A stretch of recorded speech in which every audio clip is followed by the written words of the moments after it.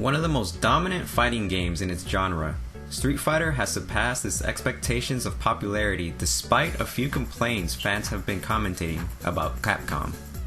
Street Fighter is known by many as the best fighting game ever made.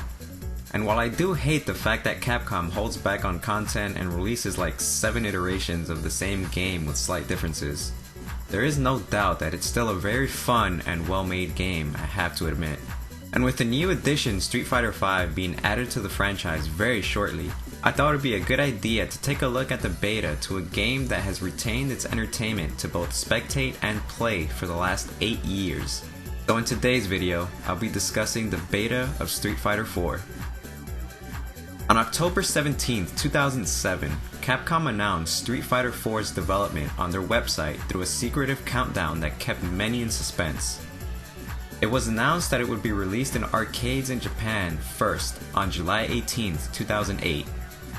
North America and console owners would have to wait almost 7 months to play it. There were many differences shown between the footage Capcom showed us and the end product we all received, and a lot of it actually looks pretty neat. The first thing we'll discuss is the character design itself.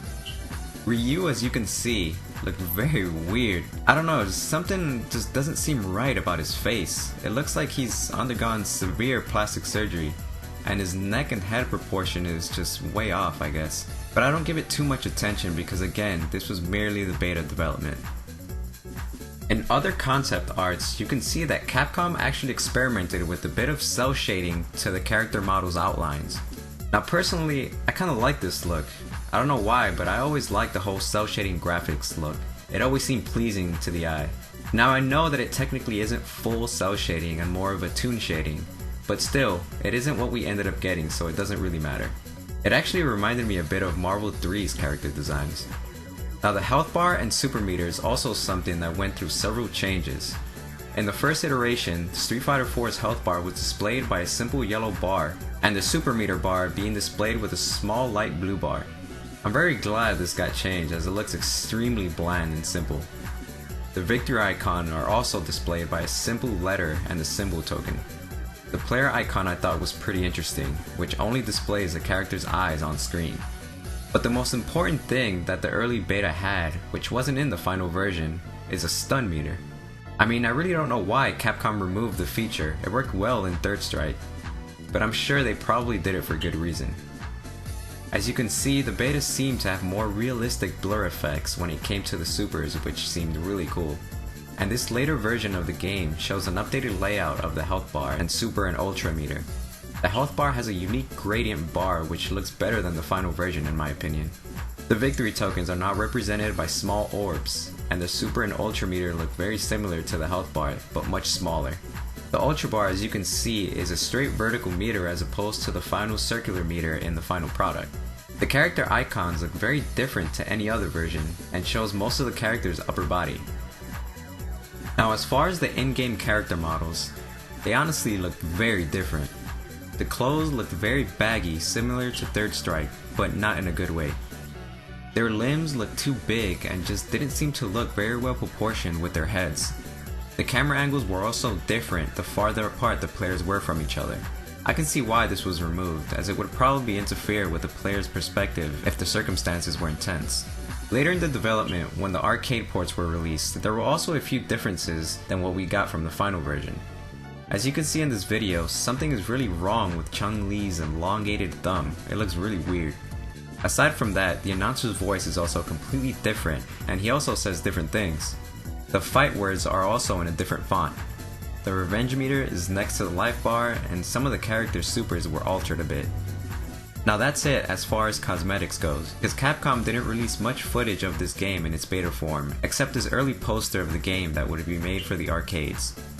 I'm overall glad with the character designs they ended up going with, and the few other things with the exception of the stun meter being removed. But let's talk about one last thing.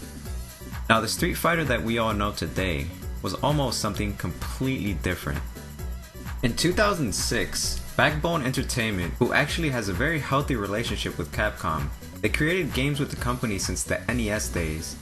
They pitched a concept of Street Fighter IV known as Street Fighter IV Flashback. Street Fighter Flashback was meant to be a 3D sequel to the Street Fighter series. It had many modes such as 1v1 fight mode, single player, and online multiplayer.